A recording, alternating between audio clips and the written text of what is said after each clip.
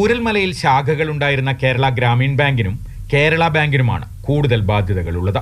Kerala Gramin bank 15.5 കോടി രൂപയുടെ വായ്പ നൽകിയതായാണ് പ്രാഥമിക വിവരം. പൂർണ്ണ വിവരങ്ങൾ ശേഖരിക്കുന്നതേയുള്ളൂ. കേരള ബാങ്ക് 5 കോടി രൂപയുടെ വായ്പയുള്ളതായാണ് വിവരം നൽകിയിരിക്കുന്നത്. സ്റ്റേറ്റ് ബാങ്കിൽ നിന്നുള്ള വിവരങ്ങൾ ലഭ്യമാകുന്നതേയുള്ളൂ. പ്രാഥമികമായി 35.5 കോടി രൂപയുടെ ബാധ്യത കണക്കാക്കുമ്പോഴും തുക അധികരിക്കാനാണ് സാധ്യതയെന്ന് അധികൃതർ വ്യക്തമാക്കുന്നു.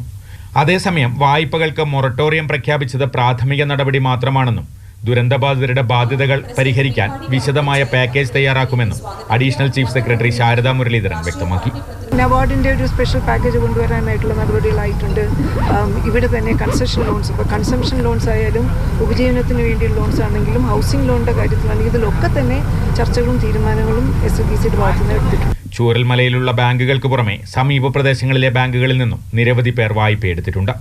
സ്വകാര്യ നവതലമുറ ബാങ്കുകളിൽ നിന്നുള്ള വിവരങ്ങളും ലഭ്യമാകുന്നതേയുള്ളൂ.